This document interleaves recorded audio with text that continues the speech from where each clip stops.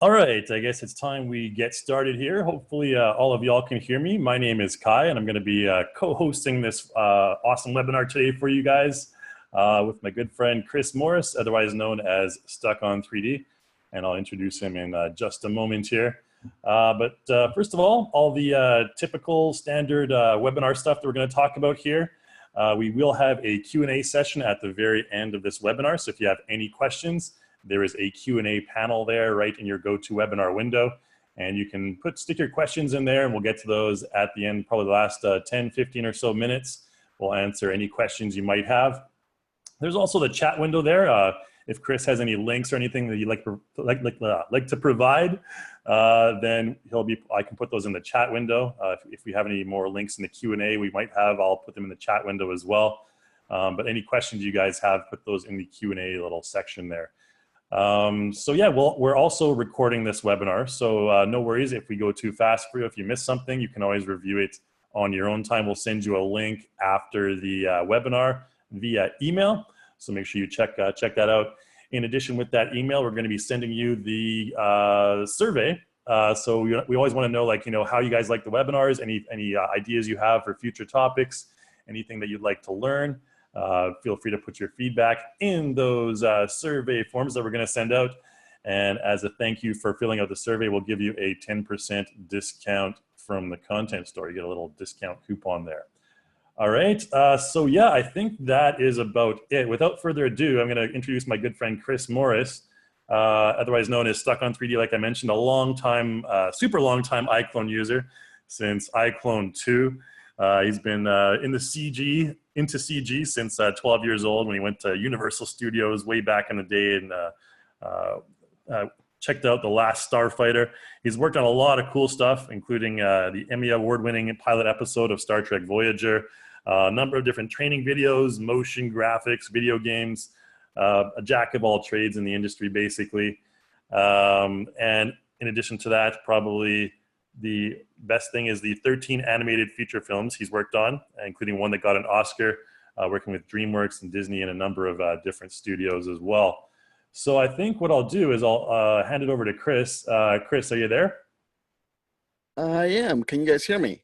Yep, can hear you loud and clear. Awesome. We got that out of the way. All right. Yeah, we'll take it away. Thank you, Kai.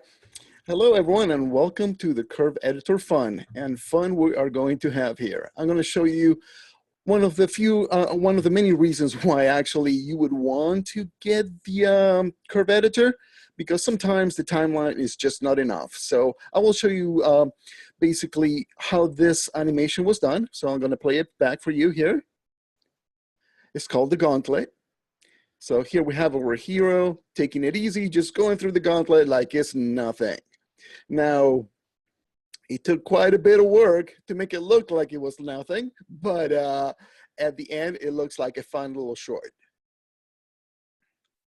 So I will show you all the tricks that I use here in order to pull this off.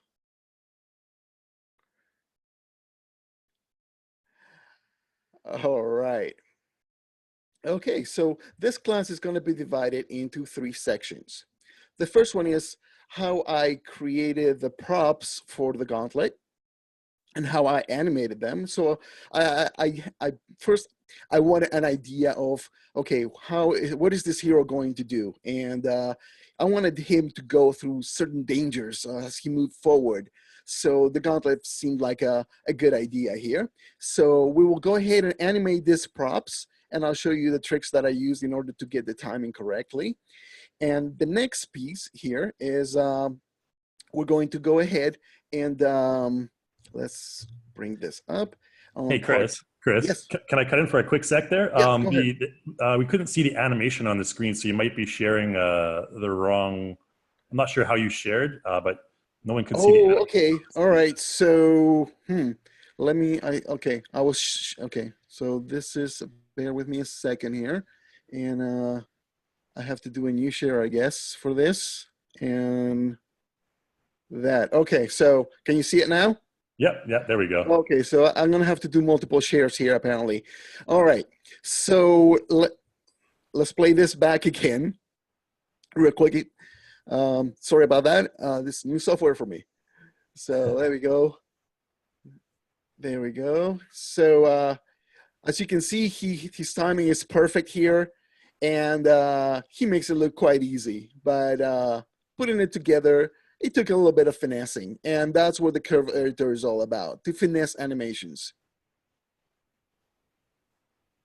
I just finished watching Indiana Jones and the Last Crusade the other day. It's like that times 10. Awesome. All right. So, okay. So now, do you guys see the other screen as well? Just want to make sure. Do you You see have to. the One thing you icon? can do is you can share your entire desktop, or you can just go to individual shares. So, like right now, if you want, you can just share only the iClone window. Okay. So Yeah. I am going to main screen. This is probably the one I want. Okay. Yep.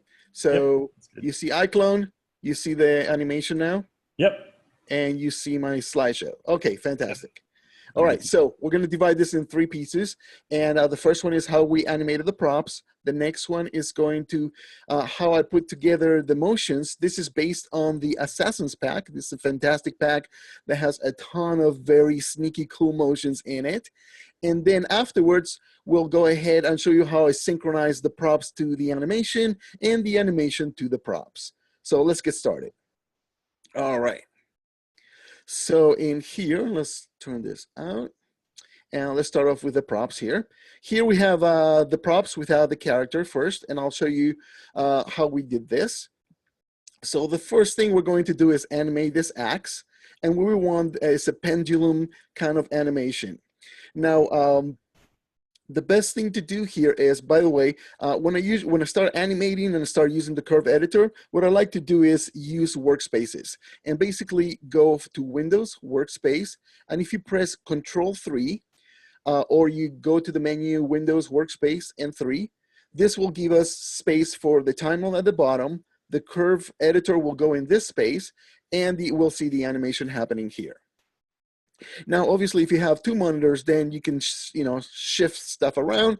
But since we can only screen grab one at a time, we'll go ahead and do it in here. The next thing I'm going to do is I'm going to loop here because we want this motions to repeat it themselves. And using the Alt and mouse wheel, I'm zooming in and out of the timeline because I want to go all the way to the end. And I'm going to get the out marker. We have an in and out marker. And we're going to make this smaller. So when we loop it, it just loops in that little space in time. So let's go ahead and put this to about 120 frames. And zoom in a little bit further in. All right. Okay. So now that we have this in loop mode, we don't need the time bar, the play bar. So I'm going to make it disappear. This little icon here that will make that disappear. So we have a little bit more real estate to work with in here. And let's go ahead and start setting the keyframes for this. So I'm going to select this, and in here, there's a little icon here that says object related tracks. I'm going to click that on once, and then I'm going to deselect that. Now, the reason I select and deselect is if you have this all on all the time, what's going to happen is if you select a different object, you're going to lose the track of the previous selected object. So what you want to do is if you want to keep both, you select what you want, and then you turn this off, then you select the next one, and you click in here, and then deselect it again, and then you keep both at the same time in there. So that's a little trick right there. Now let's go ahead and select the proper axe that we want. This axe is made out of two objects. It's a big axe and a smaller axe, to make it double-sided. And now I'm going to go ahead and start animating this. Now we're going to rotate this along its axis. We're going to press the letter E for rotation. And what we want is the Y-axis rotation. Now, the way I'm going to move it is in increments. And to do this, you press Control E to snap angle. And to do this, you can go to press Control P here. This will bring up our preference menu. And basically what you're doing when you do Control E is basically giving it a degree of angles per movement. So I like 45, makes it nice and even to do 90-degree turns. So let's go ahead and do that. So it's already on. So let's rotate this like so. All right. So this would be our first frame.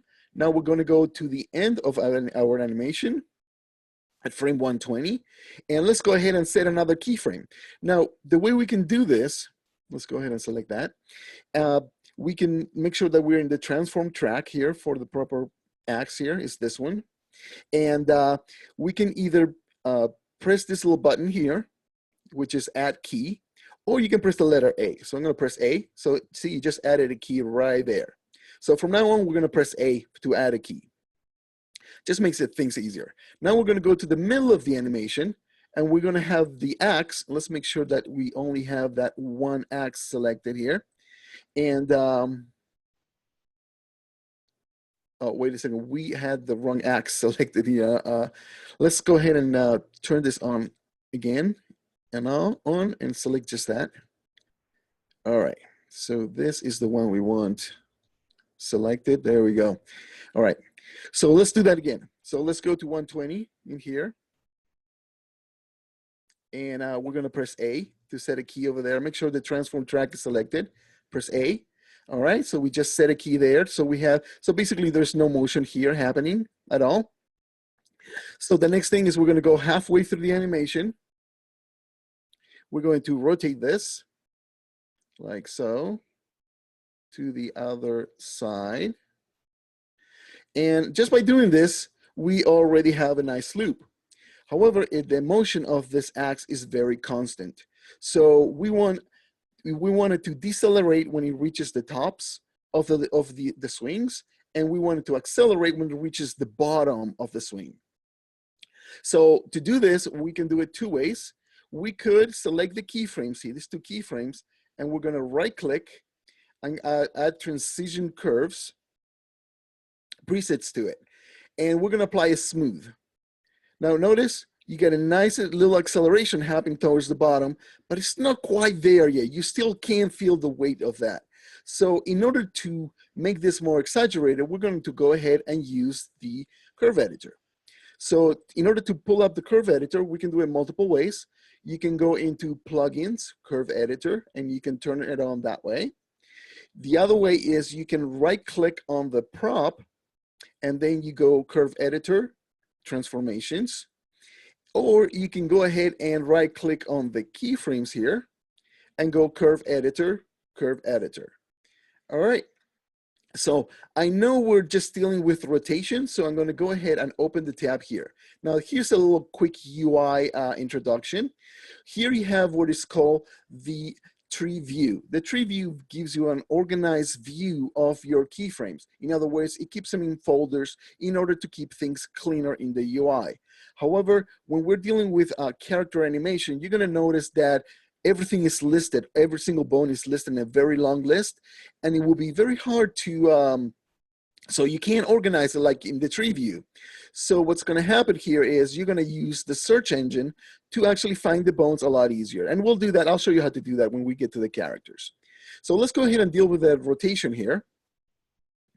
And select the rotation and use this little icon here, which is frame, which will frame our curve. And as you can see here, there are two types of keyframes. There is a filled key or a filled circle and an empty circle here. The empty circle is telling you there is a transition curve applied to it. And when you have a transition curve, it only applies to the left of the keyframe. That's very important to remember, because you're going to notice nothing's going to happen on the right afterwards. So let's go ahead and play the animation so you can see what's going on there. And it looks very nice and very smooth. So what we want to do is, as it reaches the peaks of the animation, we want to slow down. So let's go ahead and do that. Now, before we do that, you will notice that when you select a key that has a transition curve, you do not get handles. And these curve handles are important to manipulate the curves. So we're going to have to remove those from there. So what you do is you select the keys that have a transition to them. I'm going to right click to it, and under curves, we go default. See, now we have the handles back there. So now you can actually edit the curve the way you want to. Now I'm going to go ahead and select the first curve here, the first key here, and I'm going to stretch it out. But before I do, I'm going to press the shift key, and now I'm going to move sideways. This locks the handle in a particular axis. So now we go side to side only. So let's go ahead and stretch this out to about there. Let's see, we can play back and forth and see what we get. So that is good. And now I'm going to go ahead and select this one over here and stretch it out over here to about there. Now, notice here the slopes. The slopes are very important because the more horizontal the slope is, the slower the animation is. The more drastically it drops on the curve, the faster it moves. So this is your value and this is the time. Vertical is value, horizontal is time. So if you want to move things faster in time, you just increase the values, which is the drop where the drops are simulated or showing you. So now let's go to frame 30 here.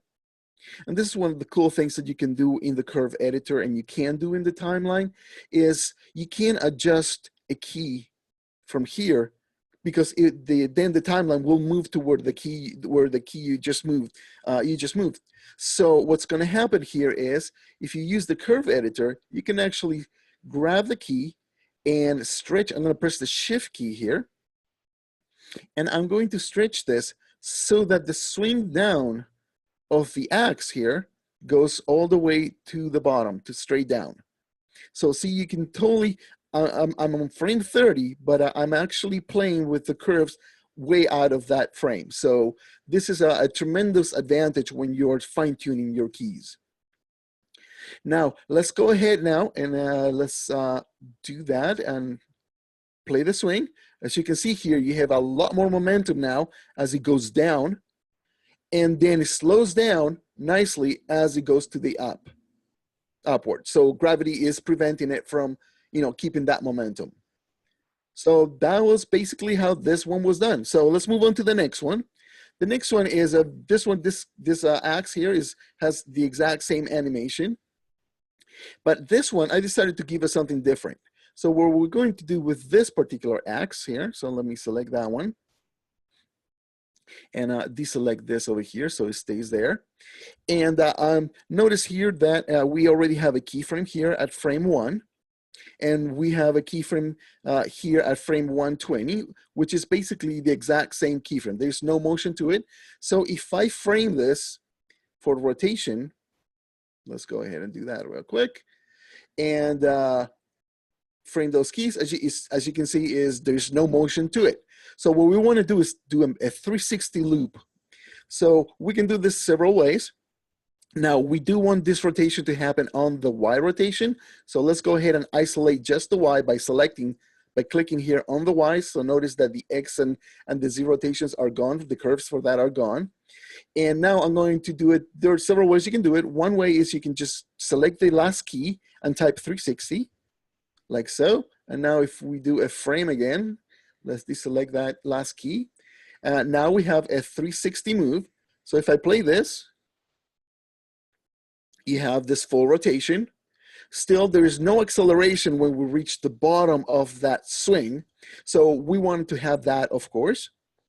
Now, the other way you could have done this, of course, let me undo that a couple of times. And now if you go to frame 120 here, I could have, of course, done a 360 rotation by actually rotating this. Actually, let's rotate it the other way. As you can see in the curve editor, well, that's happening right there. And until we reach the full 360 rotation. So that you get the exact same motion by doing it manually on the actual viewport.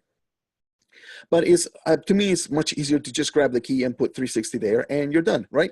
So let's work. So this makes it quite a lot easier. Now let's go ahead. One nice thing about the curve editor is that you can tweak the animation while it's playing, which is really, really cool. So what we're going to do is we're going to create the slowdown again. I'm going to press Shift key and select the handle here. So move sideways so that by frame 60, as I tweak this around, the X is going to drop nicely there. So let's see, let's go to frame 60 now. All right, so the curve is almost there.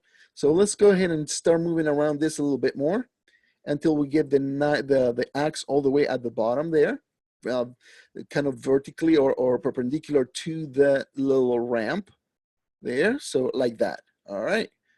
So now notice that on the top of the swing here, it kind of slows down a little too much. If you wanted like a perpetual motion kind of thing, we can go ahead and just slightly slow, grab the handle and move it downwards a little bit so that the slope of the beginning and the end don't go flat in here, at either key. So as you can see here, there is a perpetual motion. There is no stop whatsoever there. So that's what you want. Okay, so that's basically how we do those axe motions. The next one we're going to do here is we are going to select this guy over here. I'll call this one the grinder because it will smash anything into pieces. And again, let's go to frame 1 over here. And let's select that piece right there. Make sure it's selected. There we go. So in here, we are going to animate the motion. So on the first frame, we're going to leave it where it is. At frame 120, we're going to go to frame 120, and we're going to set the key again, another key. So we press the A key to set another key. There we go. So now basically there's no motion because there's nothing in between, and the keys are in the exact same spot for position. Also notice that in the graph editor, for the keys for position, they have a little triangle. For rotation, they have a little circle. And for scale, they have a little square, just in case you wonder what kind of key you're moving. So this is a good indicator for the XYZ, for rotation, translation, and scale. And let's go ahead now, and I'm going to go ahead and frame 60 over here. And I am going to go ahead and bring this down to the end. There we go, like so. All right, that looks pretty good right there. By the way, I'm pressing the Alt key and left mouse button to pan, the Alt and middle mouse button or mouse wheel to zoom in and out, and the Alt and right mouse button to orbit. So when you see me moving around like this, that's exactly what I'm doing when I'm moving the camera. Okay, so we have our motion here, and if we play it, it will look, of course, very mechanical. Let's go. What we want is a very big impact. And something that you can do, which makes animation so much easier here, is using those transition curves. So I'm going to right click here, and under curve, transition curve presets, I'm going to use this one, end in a bounce. And you will see that, look at that animation. It looks fantastic. Now, as we play this, now you feel the force of that. And all this animation was done at the press of a button. That's fantastic. And do not underestimate those transition curves. They make your life so much easier, make those motions so much more livelier than just keyframing stuff. So I will also show you on part 3 how you can actually edit these transition curves, which is something that is not possible just in the timeline, but you can totally do it inside the curve editor. So we'll do that in part 3.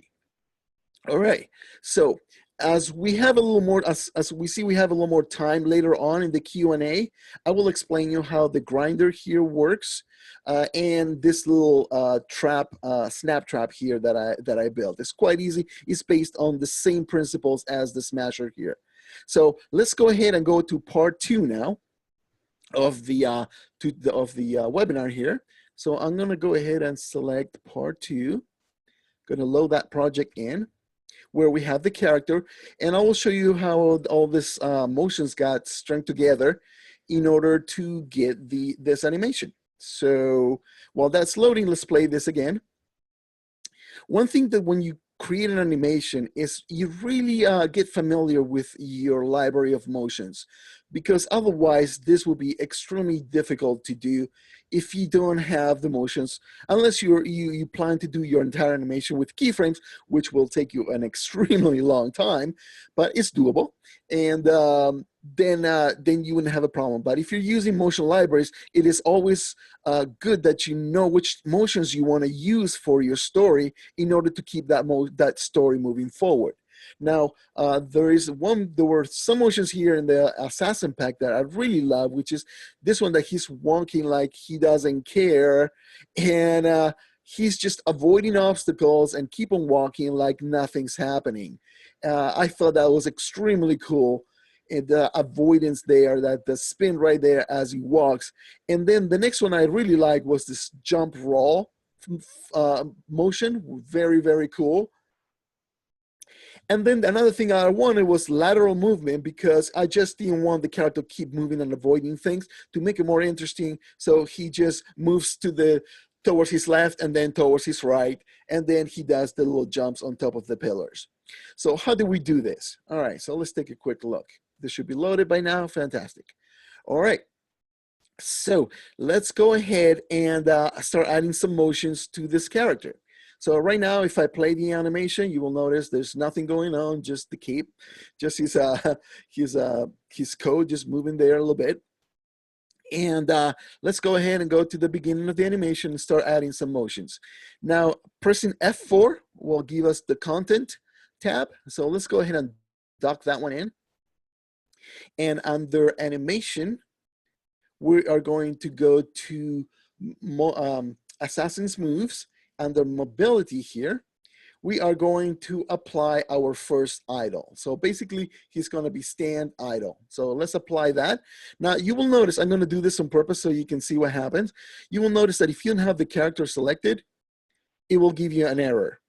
So make sure you pick your character before you select your motion.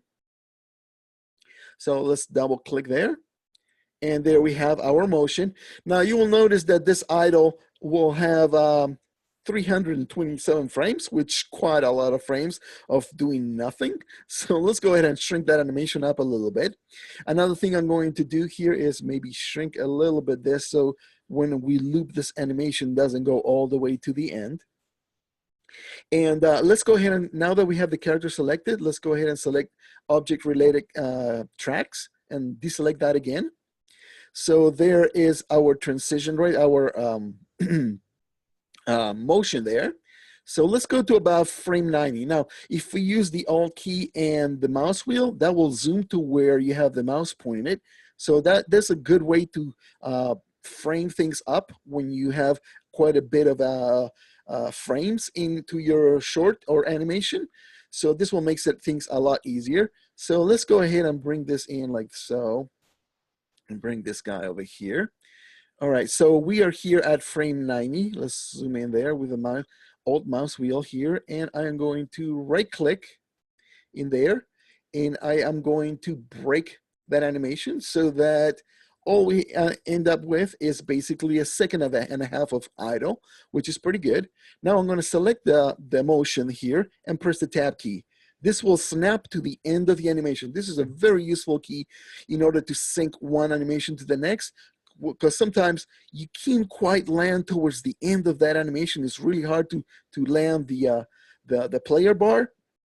So if you press tab, it will do it for you. It's a very simple key and a very useful key to use. All right, so the next thing we are going to do is do that dodge motion. So let's go ahead and find our dodge motion in here. So it's called dodge walk C. So there we go. And I am going to get it going. So there he goes. He does the little spin around and he stops. All right. Now let's go ahead and make sure that that motion is playing in full. So our out mark is a little too soon. So let's go ahead and make sure that we have room to play the whole thing there. And keep on playing that. All right, and he slows down. Excellent. All right, so I knew that what I wanted to do is I wanted him to avoid the axe motions as he walked through it. But what was happening here is after he was done with that, it's like, now what? So that's when I added the ring of fire to add a little extra tension to the motion. So he's not so cocky and it's like, okay, so I'm done with whatever I had to do. So let's go ahead and bring that prop in. So I'm gonna go to my props. And in my webinar, well, this is my folder, so you probably don't have the exact same path, but we're gonna look for the ring of fire. So let's go ahead and bring that in. And okay, so let's go ahead and play this from the beginning. So he's standing there and the ring of fire is moving. He does that little turn around. And now notice that as he moves forward, it hits him right in the face. Now, this is where we're going to do, and we're going to make him crouch so he doesn't get hit in the face. So to do this, let's go ahead and as he does the spin here, right there, and he puts the weight on his left leg right there, like so. We are going to clip this. We're going to break the clip right there. So let's break it right there. All right, and get rid of this part right there. And then what I'm going to do here is I'm going to select the clip and press tab, and I'm going to tell him to do a crouch. So let's go to our animation tab here and do the stand to crouch motion. So let's go ahead and find that motion. So let's go to a crouch idle. There we go. Okay, so as you can see here, oh, I just grabbed the wrong key there. Hold on. There. Let's play there. So he started doing the crouching motion there. So he's still getting hit in the face there. So we are in part 3, we're going to take this to part 3. In part 3, we're going to adjust his motion to the prop so that he does not hit it as he moves forward. So the next thing we're going to do here is notice that as he crouches down a little bit, he does this little up and down bobbing motion. So as he go up again, we're going to break the clip right there. So we select the clip, we're going to break it. And then what we're going to do here is we are going to use a function to accelerate that motion. To do so, you're going to, if you have this selected, this is going to loop. If you have this selected, this little icon selected, this will control the speed of that clip. So what we're going to do is control the speed of that clip, and we're going to make it twice as fast, basically. So notice here that it shows you the multiplier right there. So when I hit 2, that means it's going to go twice as fast, times 2 right there. You see the little speedometer showing you the actual multiplication of the acceleration. So let's try to get that at 2. There we go. All right, great.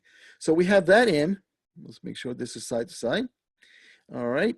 And the next motion that I want to do is I want him to jump through the hoop. So let's go ahead and select this motion, press tab. And now we're going to go into our stunt folder here. And we are going to use this crouch to roll. There we go. All right. So far, what do we have? He's doing his little dodge of the axis. Then he's going to crouch and avoid the ring, and then he's going to go right through the ring. And this is basically how this story was put together using those clips. You just pre-plan things out, see which motions you have, which ones you like to use, see how it fits into your story, and then you start stringing those together. All right, so now we're going to go a little bit forward in time where I added more motions together here in order so you can see how I did the bullet time effect when he does this particular role. So let me start loading the other scene here. All right, so let's load this next project. And while that's loading, I'm going to go ahead and show you here the part that we're doing here. Here, as he moves forward, notice how he goes into a slowdown in time right there. So we are doing bullet time right there. Notice the axe here goes right between his legs. And the other axe barely almost hit him in the face. So perfect timing, obviously, but not by chance. There was a lot of pre-planning here, and this is how we're going to use the curve editor, show you the curve editor, how handy it comes in. You could do some of this stuff in the timeline. I'm not saying you can't do everything in the time, but having the curve editor gives you such precision when it comes to motion that basically you can get exactly what you want. All right, so Let's go ahead in here and go towards the end of the animation because that's where our flip is happening. So let's go ahead and select the character in here. And I'll deselect that. Let's go towards the end of the animation where he does the jump. Notice here, he does it at speed. So he does it fast. So now we're going to create that bullet time effect. So we'll go ahead and bring our marker for the in here and advance it all the way over here. And for the out, we're going to put it over here so we can keep on looping and not have it to play the whole animation here. All right, so our main clip here, the one that we are going to be concentrating on, and as we play forward here, let's go ahead and that's not what I want to do. I want to do a clip selection here. So let's go ahead and move that in there. Okay, so what we want is this motion right here. Okay, so let's go ahead and start clipping or breaking this into pieces so we can do the acceleration and deceleration of this animation. Let's move this one over here to the side. And let's go ahead and start doing the breakdown in here. So let's zoom in there. And notice here that it's not touching side to side. So I'm going to push this a little bit in. And what we're going to do here as we move forward, on the first step that he's going to do the leap in there, we are going to go ahead and break it. So I'm going to break this, the clip over there.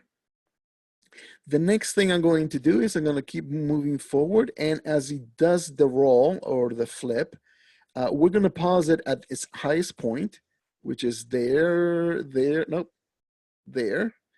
Let's zoom in a little bit better to get a little more precision on that mouse. There. All right, we're going to clip it right there. So I'm going to right click and break that. And then after he lands and he starts to get up to there, like so, we break it one more time. All right, so now we're going to start using a feature that is started on 7.1. And this allows you to use transition on the clips themselves, which is very, very cool. Now, what we want to do is we want to create a deceleration in time. And to do so, I'm going to go ahead and right-click on it and use what is called a time warp. Now, we want to go from slow to fast and I'm sorry, from fast to slow. So what we want is what is called an ease out. Notice how this little curve goes vertically up first and then it slopes into horizontal. That means that it's going fast in time and then it slows down over time. So let's go ahead and apply this. And if you look at the cell distribution or the key distributions, all the keys are being bunched up at the beginning and then they're being spread out towards the end. So that's what we want. That's what is creating the slowdown on the animation. So if we play this up, see, it slows down. Now it goes back to speed when we hit this one over here, which we want to do the opposite. So let's go ahead and right click and let's go to time warp. And let's go and go from slow to fast. So notice here the little curve here goes horizontal first and then steeply goes upwards. That tells you that it's creating an acceleration. So let's do that. So see, the cellular distribution now is wide apart at the beginning, but then it bunches up towards the end, which that's what meaning that you're accelerating the keys by putting them closer together. Okay. So now what we're going to do from here is we are going to go ahead and let's go ahead and play this to see what we got so far. So we have a really nice slowdown going on there. Okay, so, okay. Now we want to make this even slower. So what we're going to do here is we're going to turn these two clips we just broke into two pieces. And I'm going to select them both, right click on it and merge the clips. And once I have that, notice how the cells are being evenly distributed, but even though they have been evenly distributed, they've been distributed with the proper timing. So you still get the slowdown there, but I want this to be slowing down even further. So what we can do is play with the timing. we can stretch this motion in time. So let's give us a little bit more out space so we can do that and move this clip a little further out of the way. So make sure that we're not going to hit it. And what we're going to do is we're going to double the time that it takes for him to do that roll. So let's go ahead and go to the edge of the clip until we get this little arrow. And now we're going to keep stretching this until we reach 0.5, which basically is doubling the amount of time that with this effect or this motion is taking in order to happen. So as we play this, it's slowing down and boom, there we go. So let's get this in marker a little bit in faster so that it doesn't go too fast towards the beginning. Let's zoom out so we can keep on playing this because we're going to play a little bit further in. We're going to refine this motion. You will notice that as we play this, there's a little glitch at the apex of the jump, which is the highest point right there. See the little wobble that's happening there? There's a little wobbling action happening there. And in the timeline, it will be very, very hard to clean up. But in the curve editor, this is something that you can see visually, excuse me, and actually you can clean that up. And it's also a good technique to clean up motion capture data. So, and it makes it quite easy. I'll show you how to do this. Now, we're going to select this motion, and we're going to right-click on this, and we're going to sample the clip. And instead of sampling all the parts, all I want to sample is the torso part, because that's where the glitch is happening. So I already have that selected. I'm going to go ahead and tell it to sample it. So by sampling, basically, it's creating a key for every frame. So let's go ahead and display that in the curve editor. So you can see, let's do a little frame. So this icon will frame the curves that you have selected. And I know that my glitch is happening on the Y rotation. So I'm gonna go ahead and isolate just the Y and do a frame again so we can see those peaks and valleys happening. And we're gonna further zoom in because I know that as I scrub, you notice that this is the part where the little hiccups are happening. And notice that if I use the left and arrow keys on the keyboard, I can fast forward in motion. And let me center this a little bit better too, so you can see what I'm talking about here. Oh, let's make sure that he is selected. Come on, there we go. All right, so in here, notice as I scrub, in there, okay? So I'm pressing the left and right arrow, so I'm moving backwards. Now I'm gonna move the animation forward. Notice the little rocking action that's happening as I move it forward. See how it rocked right there, back and forth? It shouldn't be doing that as I move forward. It should just keep moving that follow through transition of rotation. He just should keep spinning the same direction. So this is where the hiccup is happening. Now, if I zoom in into those keys a little bit further, you can see where the little action happens. See here in the curve how it goes downwards, but then it goes up again, and then it goes downwards again. This is where the little rocking motion is happening. So what I'm going to do here, just to keep this motion clean, what I can do is basically select these keys and just delete them. If I do that, it will create this perpetual motion of rotation. So there won't be a hiccup on that side of the rotation.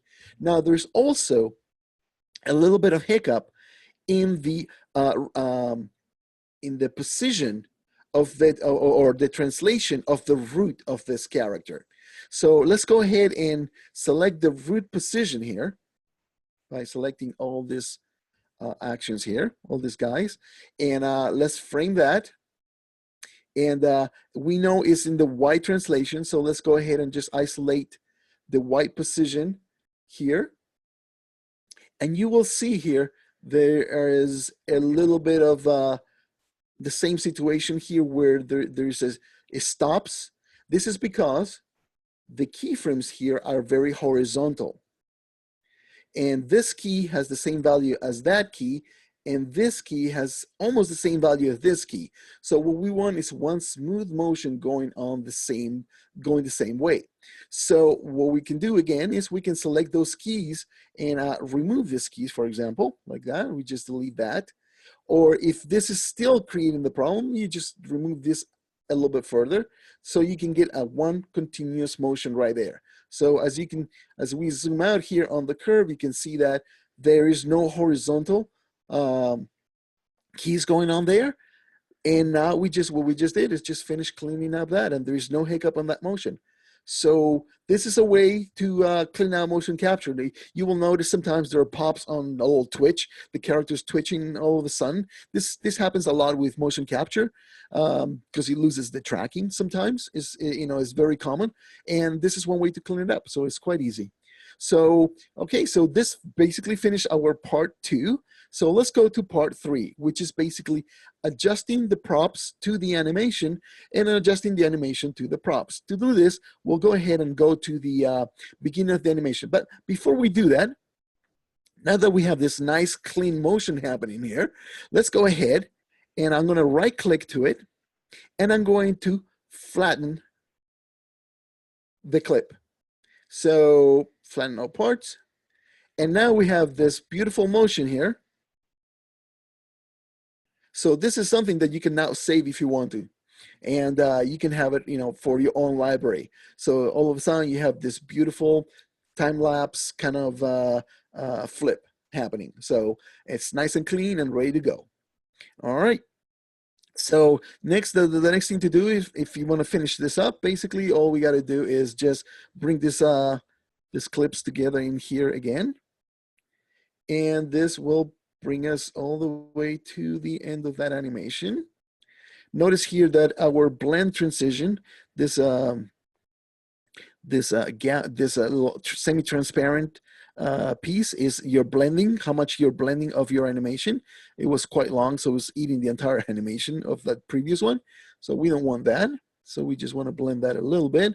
So now it's doing the roll, he's getting up, and he's ready to go. Now, if we finish this and bring it all the way over here, we can see the full animation there. Okay, and he's standing up. All right, so the next thing we're going to do, like I mentioned before, is we're going to go ahead and time the animation so that, let's bring our in and out markers first in here so that we're dealing just with the front part of the animation. And zoom out and zoom in here. I have that selected, so let's make sure we got that deselected. Bring the timeline there. All right. So let's zoom in there. And let's go ahead and play this. Now you'll notice that the X is going to hit him as he walks forward.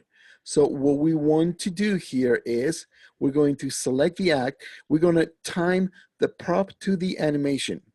So let's go ahead and look at our rotation curves here. You will notice here that I have looped my animations, which is quite easy. You just select the first 2 or 3 keys that you have, and then you copy paste in time in order to make this loop happen. So it's quite easy. So basically we are dealing with the Y, but what we want to do here is actually we are going to move all the curves at the same time here. Sometimes if you're not dealing with translation of rotation or scale, you can actually delete those keys if you don't need them. It's totally up to you. Sometimes I like to leave them just in case I want to tweak something in time to the same beat of my other motions or keyframes. So it's really up to you, the workflow. But usually once you know that you're done with the prop, the best thing to do is remove any keys that are idle, so that it takes less time to compute and for iClone. So you get a much more optimized animation.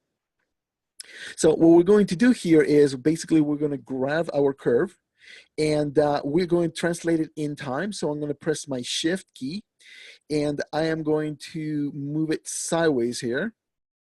So we want this to move there. So by the time he gets in front of it, that axe is already out of the way. So see, it's already out of the way. The middle one is already out of the way, so I don't have to worry about this one. But as I keep moving forward, notice that the third axe goes right through his body, right there. So what we want to do this is we want that axe to already get past him. So let's go ahead and select the axe, that third axe there. So let's grab it here. This guy, let's make sure that we have the proper one selected. Let's go for rotation, and it's basically our Y rotation, so we only want to display that one. And again, we're going to move this in time. But first, let's go to the frame, the keyframe where he's getting chopped in half. Right there. So that key right there. So let's move that out of the way by moving the curve. So again, if you try to do this just with the timeline editor, what's going to happen is if you have a key in there for that prop, as you will see in here, if you try to smooth all those keys in time with the timeline editor, whatever place after you select this, I'm going to just go ahead and grab this for you guys so you can see what I'm talking about. So you can totally move this in time, but what happens is the second you move this in time, it will snap to whatever you had clicked on. So we don't want that. Let's undo that. So what we want is we want to select the axe only. And what we want to do is we want to put the character in the area that is where we want to avoid the axe right there. So now that we are in the proper frame, now we can select the curve, and now in the timeline editor, we can go ahead and play around and swing the axe in whatever side we want it. So it will be past him already, so but barely missing him, like so. And now if we go in here, as you can see, he's already past that. So if we play the animation from here, you will see that he is avoiding all those axes. All right, so notice here that I've been using the main camera, and because I've been doing that, you're gonna notice that the camera is moving all over the place. Now, one thing that you can do is, to avoid this, obviously you can switch between the main camera that you're using and the preview camera, but because I already moved it a lot, what I'm gonna do is I'm gonna go to the beginning of the animation here. I am going to go ahead and in the scene tab, I'm going to select the camera, and I'm going to right click here in an empty space and remove all animation. And basically what I have here is a camera that doesn't have any animation. However, it does move. How did I do this? It's because I linked the camera to the root node of the character. So now the camera is keeping the character centered all the time. So this is a cool trick if you want to test out like a video game style game, camera motion. All right, so the next thing we're going to do here is we're going to have that ring not hit him in the face. So in this part is avoiding, we're going to animate the character to the prop so that we add keyframes to the character in order to not get hit. So, and again, this comes really, really handy when you have the curve editor. So let's go ahead and see where he's going to get hit in the face at what keyframe. And let's go ahead and bring the in marker a little bit closer so that the loop is not as big, doesn't go all the way to the beginning of the animation. Let's go ahead and select our character here. And this is already getting a little bit busy. So I'm going to go ahead and just keep his track open in here. And now I'm going to deselect that after selecting related track. And let's go ahead and start analyzing how this is happening. So he's going to get hit about there. So what we're going to do here is, the first thing we're going to do is we are going to set a keyframe just before he gets hit. So let's set a keyframe about there. And to do that, we're going to go to the modify panel and animation, and we're going to use the edit motion layer. And we are going to set a key right there for our character. So we just created some keys there for him at the default pose, or an untouched version of whatever the clip motion had. And then what we're going to do here is I'm going to go ahead and press the tab key in here to go, so it goes all the way towards the end of the animation. And I'm going to set another key right there. So that is, you have one at the beginning and one at the end where the animation is untouched. And then now we are going to set a key in here so that he can avoid, this is a good frame to do it, where he can avoid getting hit. So I'm going to select this point in our IK, which is one of the spine points there. And I am going to tilt him backwards a little bit, like so, like that, so he can avoid that ring. I'm also going to select the head here on inside the UI, which is basically selecting the neck, and I'm going to rotate that so that he avoids getting hit, like so. All right, so now if we play this, notice how he totally avoid that. But notice how the motion is a little bit jerky. So why is that? This is because it's trying to interpolate in a smooth way those keyframes, and sometimes and smooth is not as smooth as you think. So what we need here is a little bit of follow through to make this animation a little more believable, because there is momentum when you do a certain motion, and sometimes the smooth a logarithm is not good enough for us to get that nice motion going. So what we're going to do here is, let's go ahead and close the curve editor. And notice here, I was telling you, when you select a character, you get all the bones transformations, rotation, and position. And this could be quite daunting because you know, okay, which one do I want to move now? So if you know which bone you want to move, in my case, I know I want to move the spine. So if I press SP, all of a sudden, I have all of the channels related to the spine. So I'm going to go ahead and frame that. And you will notice here, we have these keys right here. These are the ones that are being mostly animated. And this is basically the tilt back motion, which is our X rotation. You can see here, as you can see here. So let's go ahead and add a little bit of follow through to this animation. So I see we're getting super close to the end of our webinar, but don't worry about it. I can stay a little bit longer. So this won't be a problem. So let's go ahead and grab this guy, and we are going to pull these guys down in order to create that follow through animation in there. So by doing so, you will notice now that when he does the tilt, it does a much smoother angle curve in there. And now what we're going to do is we're going to do the same thing with the neck. So let's go over here and let's type here neck.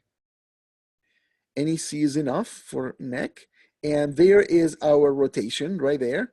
So let's go ahead and zoom out. So let's do a fit first. All right.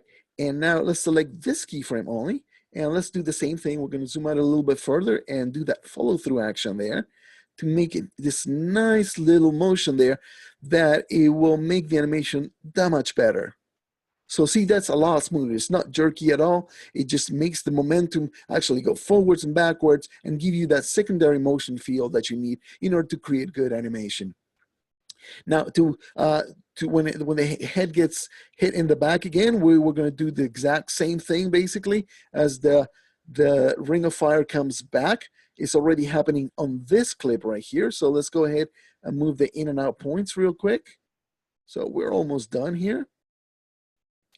And I'm using the, by the way, I'm using the Alt key and the left mouse button to grab the timeline and move it forward and backwards in time here. Just for the timeline itself, not for the actual animation. So that's pretty cool. So let's go ahead and I'm going to go ahead and as the ring comes towards him, so we are going to set a key for him right here.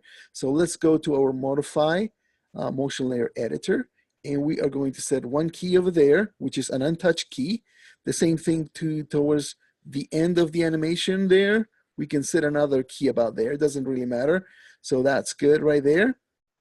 And now let's go ahead. As he gets hit in the back of the head, we are going to select this time the hip, and we are going to make him crouch down a little bit. Not too much, just enough. So he clears that. And then we're going to select the head, and we're going to rotate it forward so that he does not get hit in that head, like so. So now what we have here is, let's go ahead and put that out so it makes it a little smaller loop. There we go. So there you go. See, it's still a little jerky. So let's go ahead and slow down smooth out that motion, the curve editor. So in here, let's close that up, and let's go ahead and in the hips, we already have that selected. So let's look at this. So for the motion here, we are basically going up and down in the motion, which is basically our z-axis, as you can see here. And this is for the hip. And let's give it a little bit of that follow-through animation that we did before. Makes it really nice. All right, just by doing that, you get a nice little follow-through there. Let's exaggerate that a little bit more. And let's type here for the neck and do the same thing. And the rotation for the neck, I believe it was on the X here. So let's go ahead and fit that in. And again, we're going to zoom out a little bit to give it a little bit of follow through there. And I select the handle and add it a little bit in there, like so. And notice here that we are not quite clearing at this point in time the ring. So he's still getting hit on the head. So let's go ahead and see where we can move the time up and down. We're going to press the shift key here. And I am going to, instead of moving sideways, let's move it up and down here. So he rotates the neck a little further down, like so. All right. So again, this is another cool thing about the editor. Remember, you can have it at one frame and then tweak keys from other frames. So and you can get the perfect timing that way, like so. All right. So after that, then basically we just do the jump in here, and you will notice that as we do the jump, one of the legs get clipped. So again, with the motion layer editor in here, we can fix that super easily. So let's go ahead and as he jumps forward there, we are going to set a key there using the motion layer editor. So we set one key in there for the regular motion, untouched. And after he clears that about maybe there, we set another key, so another untouched key. And now we are going to go ahead in here,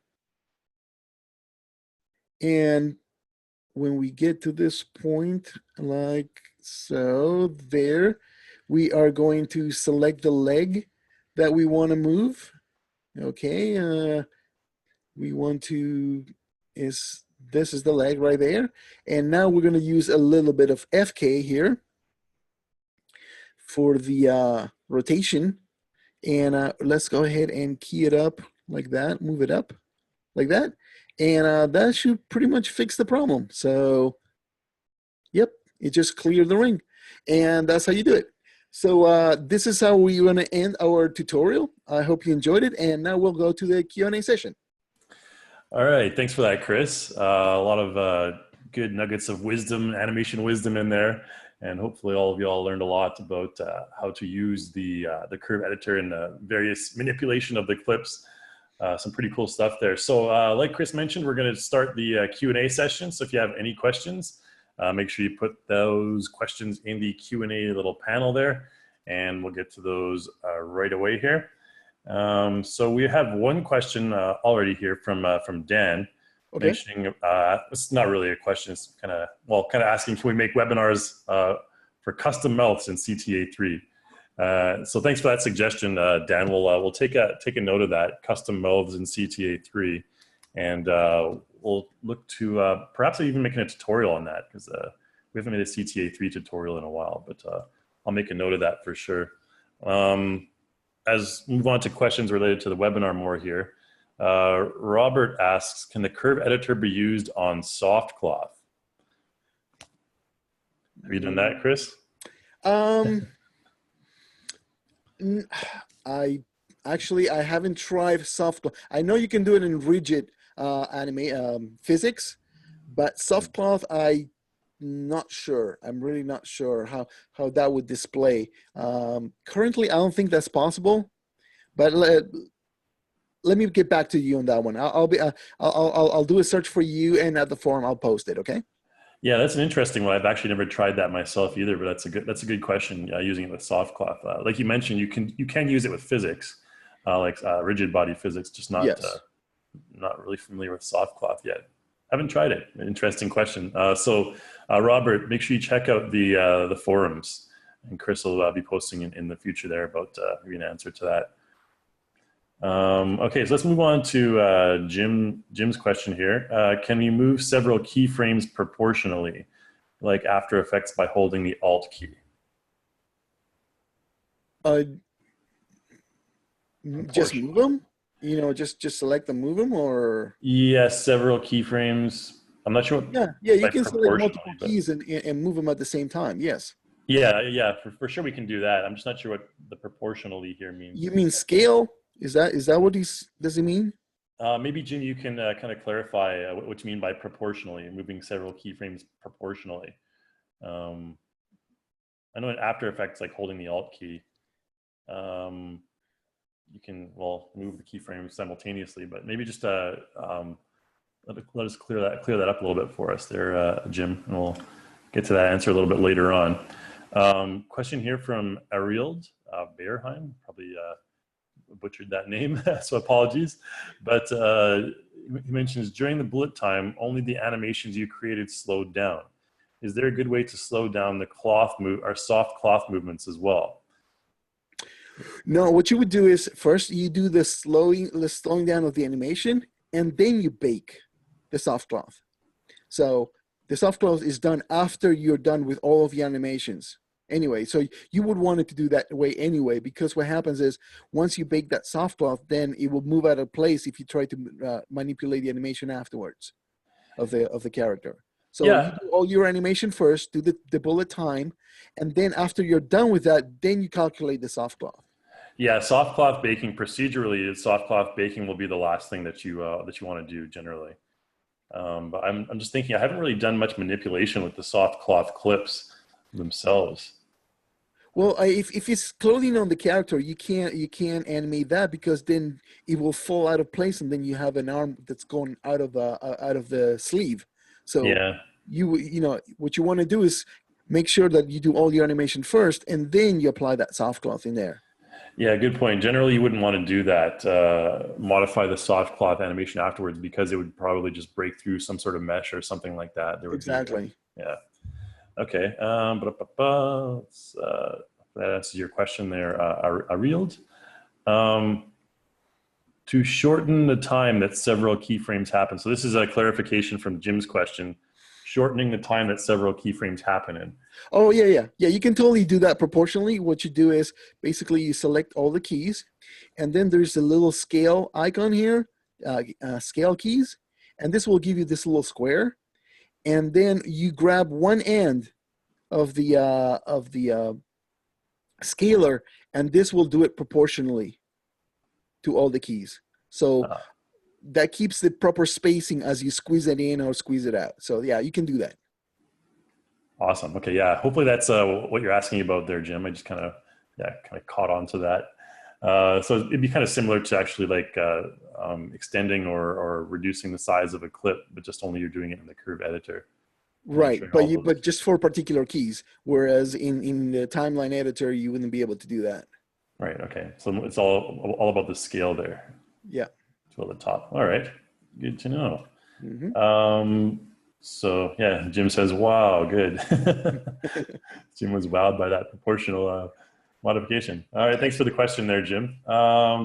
It looks like we don't have any more questions. Okay. So I guess Chrissy did a really good job at explaining everything. Everyone's, Well, thank you very much. I could show a few little things that I wasn't sure we're going to run out of time or not. For example, this guy here, where let's go ahead and fit in there.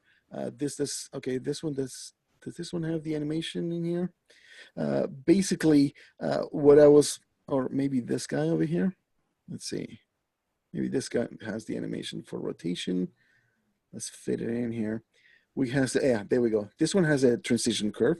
So what happens is, one thing I wanted to show here, and let's go ahead and zoom into just that one. Let's make that fit in. Now, transition curves are awesome, but it's something that you can actually apply to the clips in here, to the particular props. Let me just isolate this guy, just this guy over here. So select like that. All right, so let's do a fit in there.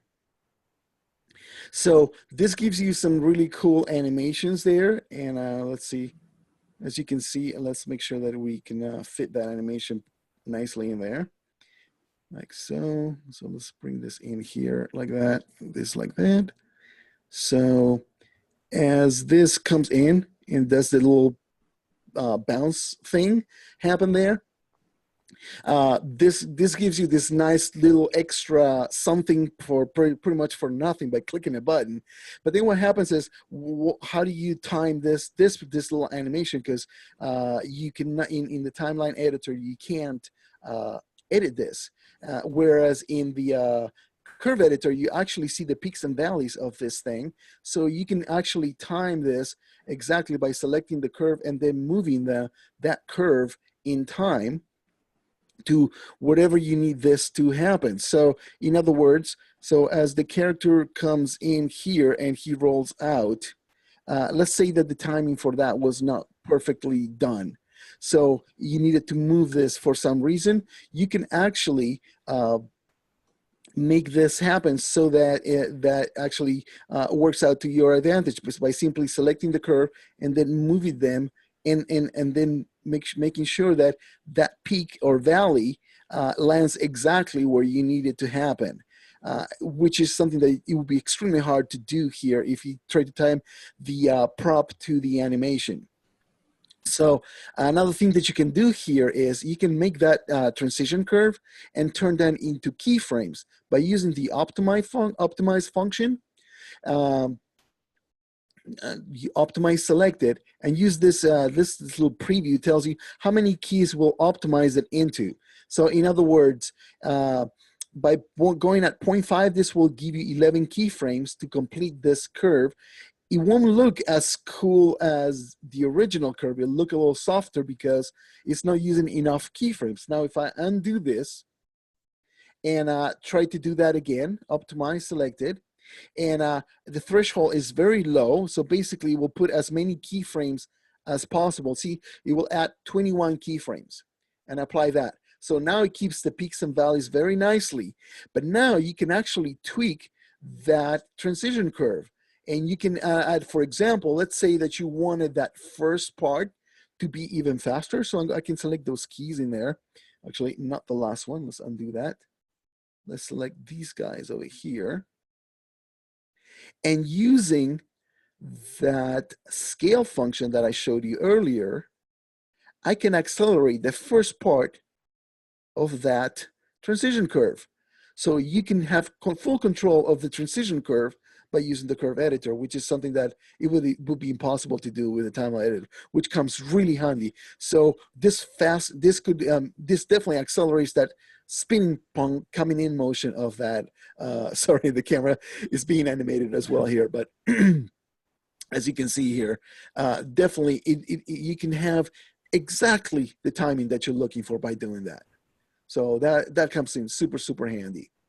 Awesome. So, yeah, I think that really shows the power of the curve editor. You know, yes, you can finesse your motions tremendously. I mean, it gives you truly the power of a Disney animator would have. Yeah, complete control over every aspect of your animation for sure. I had a question here from Jim.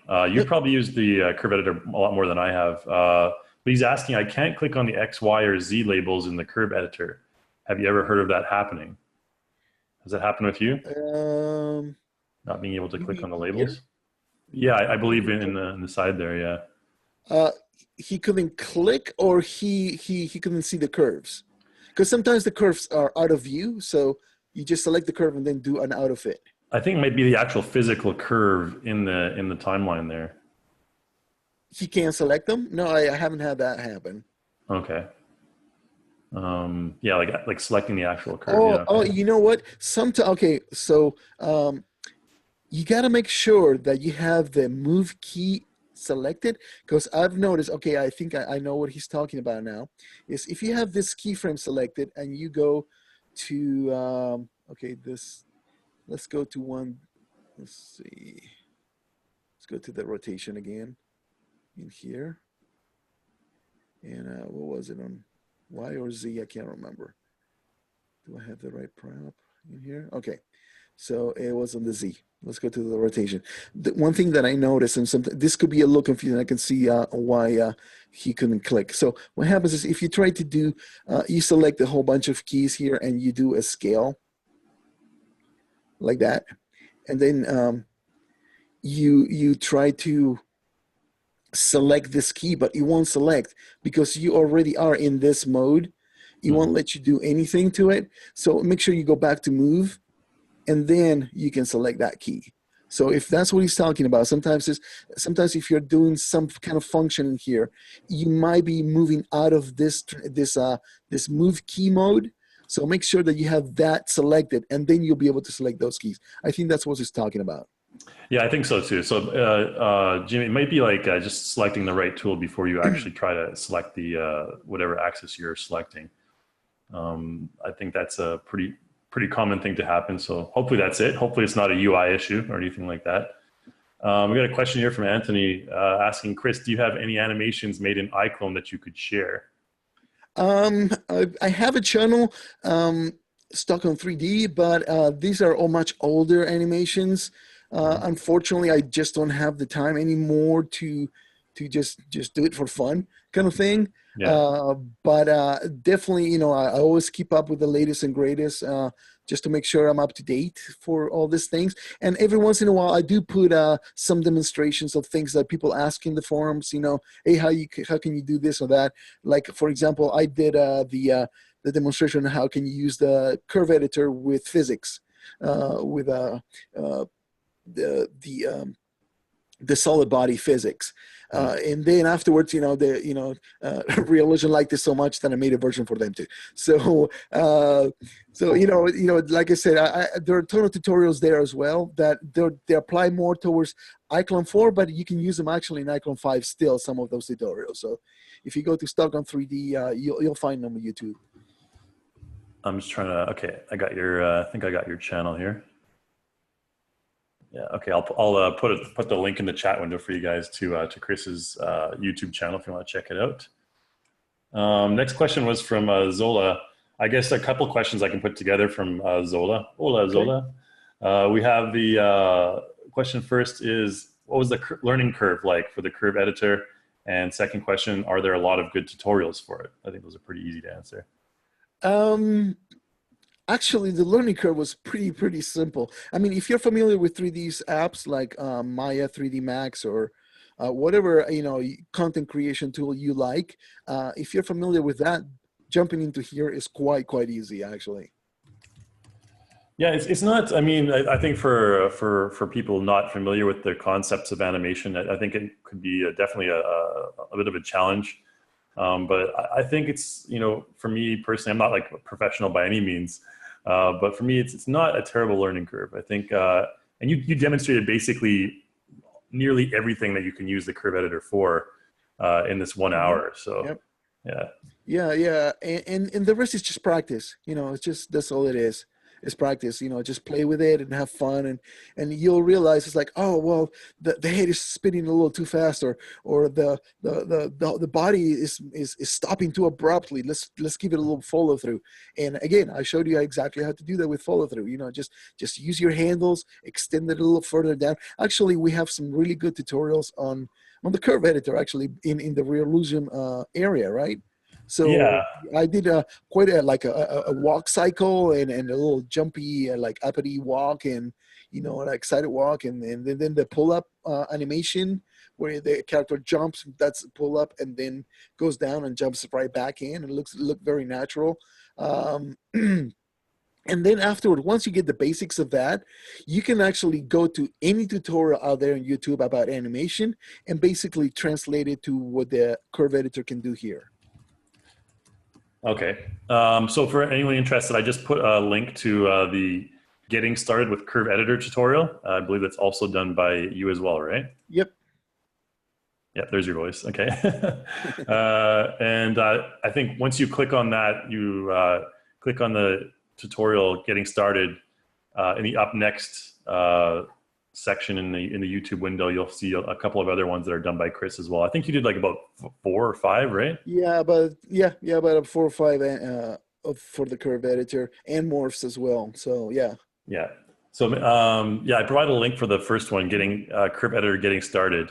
Hmm. We don't. Seems like we don't have a separate playlist for it, but yeah, definitely you can just type in iClone Curve Editor and basically get all the tutorials that Chris did back in last year there when Hmm. it first came out. Yep. Yeah. Okay. So hope that's useful for you guys there. I think. Okay. Sam mentions he's had the Curve Editor since it's been released, but hasn't really used it. But now he's Oh, all set to use it a lot because you inspired him, I absolutely. guess. Absolutely. Don't be afraid to use it. Just go for it. You'll get the hang of it super fast. And you once you start using this, like, how did I do without it? How did I Yeah. do stuff without it? So yeah, Anything that you're doing animation wise, if you want, like, yes, to have any sort of detail, definitely Curve Editor is the way to go. absolutely. Oh, Plus, being able to edit those transition curves is a super plus as well. yeah, exactly. Yeah, transition curves are essential for sure. Mhm. If you want to do any animation worth its salt there. Let's see. One more question here from Jim. With the advent of the Curve Editor, do you still use the handles of paths? For example, linking a dummy object to a path and then the camera to the dummy. It depends on the situation. I still do that sometimes. I mean, you definitely, there are situations in which you would use it. I mean, it's not obsolete, I would say. Mhm. So again, it will depend on what you're doing because if you're trying to combine multiple animations into one animation, sometimes it's better to combine it into a curve path than it is just by doing it by keyframes. So you can compound animations on top of animations much easier doing it that way than if you try to do it straightly through keyframes. So Yeah, and actually, with 7.3, the patch coming up here, I wanted to mention to you guys that we've also really improved the iClone paths. I'm not sure, Chris, have you messed around with that yet at all, or? not yet, not yet. Right now, I am experimenting with the. Can we talk about the iRay stuff? Yeah, you Uh, can say you can say we're yeah, experimenting with it, yeah, sure. yeah. So basically, they're the new render that's coming out. So and Yeah, it's fantastic. So yeah, for sure. I'm actually doing the path tutorials myself for 7.3 at the moment, and they'll be launched probably I think in a week or two. Cool. And you can definitely use the curve editor with path now, so it's one huge improvement. And a lot of other improvements as well with the paths in iClone. And stay tuned to our YouTube channel for the release of those tutorial videos. For sure. Um, okay, I think that answers Jim's question about curve editor on paths. Yep, and great. I think we'll end it off there. It seems like no more questions in the Q&A section there, unless you have anything you wanted to add there at all, Chris. One last tip, I guess. One thing you notice sometimes it could be a little bit of let me just switch here to my preview camera so we don't mess up this. Um, when we have and this is will be the last thing here. Let's go ahead and make sure we're selecting the correct piece here. Um, you will note I'm going to go ahead and select this prop, and I'm going to remove all animation from that prop. Oh, I did not select the proper piece, so I think this is the one I'm looking for here. hold on, just go here to the first frame and select preview, and let's frame that in. Okay, all right, so what I want to do in here, let's see. All right, so I'm going to go ahead and remove the entire animation here. Just remove animation. All right.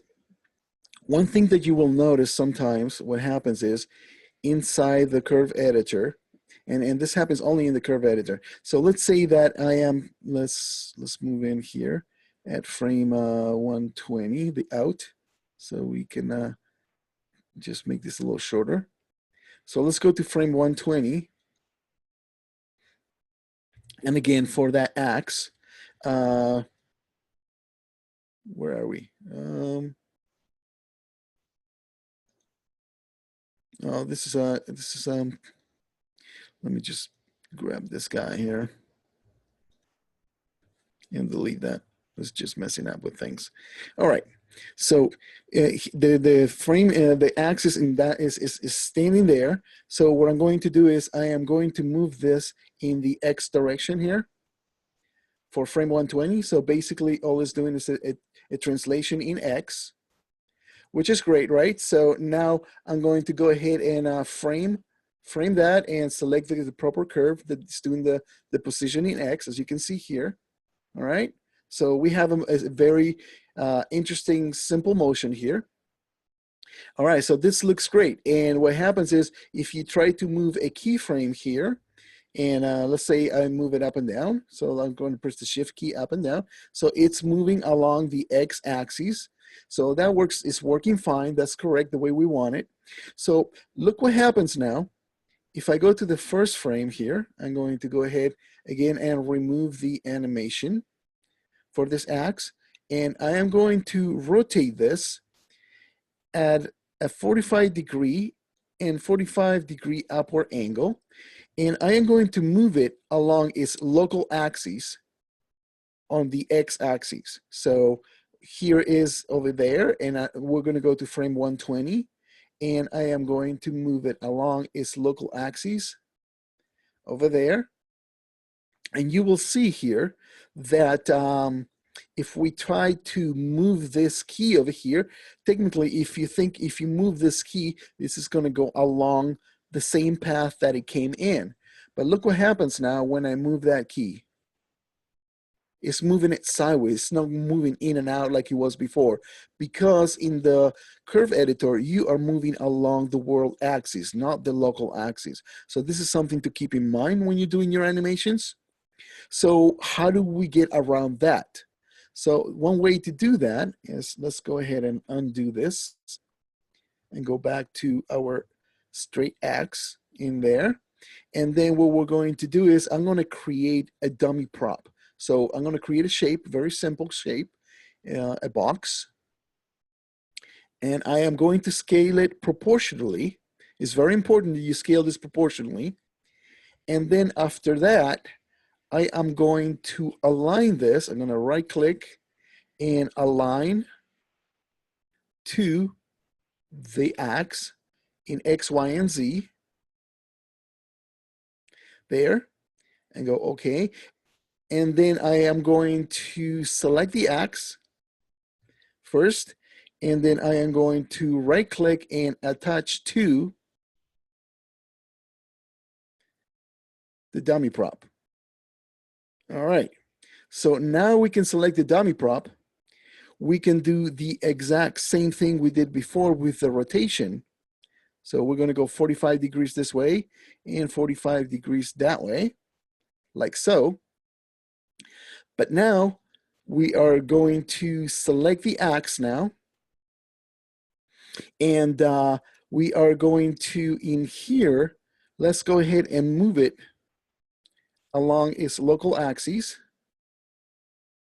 like so. And notice now that if I move it in here, it's moving along its local axis. It's not moving sideways.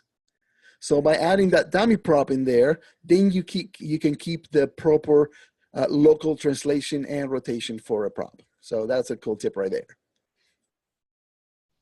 All right. Okay, cool. One more quick question, I guess, from Gaspar. Yep. Here mentioning, can you change the pivot point of selected items? Yes, you can. You can do it over time, but you can do it. You can select the pivoting point at any point you want. So in here, you can do a quick set. So basically, let's go to the beginning frame here. So you don't want to do this while you're animating, but let's go ahead and go in there. We had multiple keyframes here. So, but let's say that you want to move the pivoting point to the center of that axe. You just click in this little icon there, and that will change the pivoting point. But if you need to have that with precision, you go Edit Pivot, and now you can go ahead and just move it anywhere you want there.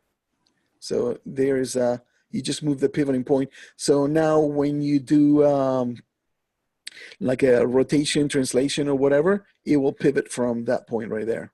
For make sure you come out of edit point also. Make sure that that's deselected. So Q, select that. W, okay, there we go. And see, now your pivoting point is right there in the middle. Good stuff. Yeah, I think it's pretty straightforward there. Yep. I guess one quick question from Anthony. Can you say anything new about the new character creator? We can't really, they're being kind of tight-lipped about that right now, but I can say that's going to be pretty awesome. Have you done any experimenting with that at all, Chris, yet? Or? I think next week there might be a little bit of testing for the character creator with iRay. So I'm crossing my fingers. Yeah, character creator is a huge undertaking. There's going to be a lot of improvements for sure. We're just trying to get everything right. So there's a lot of bugs to be worked out yet, but it's really going to be awesome. I can tell you guys it's going to be a game changer, to be honest. Really spectacular work they're doing over there with character creator. Just to, I guess, tease you guys a little bit more, but unfortunately we can't really mention too much about it. The video that they showed already, that shows you a lot of the stuff that it can do already, which is fantastic. The whole quad mesh on the characters is awesome, because then you can use subdivs nicely and it won't break apart. Really a lot of cool new stuff coming in. Yeah, definitely. Quad mesh is a huge thing for sure. More industry standard kind of stuff. Yep. All right, I think, we're about half an hour over time, so we're going to just, I can't really talk about the release date of CC right now, because like I mentioned, we're still working on it, and those bugs have to get ironed out before we do anything solid, but it'll be soon, because we keep pushing it back, but so what we'll do is we'll just end off the webinar there, guys. I want to just thank everyone so much for attending, and hopefully all y'all learned a lot. Thanks so much to Chris as well for helping us out, teaching us about the curve editor. And I think we'll just end it off there. Make sure you fill out the survey form as always, guys. 10% in the content store if you do that for us. I will send out the recording in email and the survey form later on. So I think we're good to go. So thanks again, Chris, for being with us. Thank you for inviting me. It's been a pleasure. Right on. And we'll bid adieu to everyone else. So see you guys later. See you in the next webinar. Take care, guys.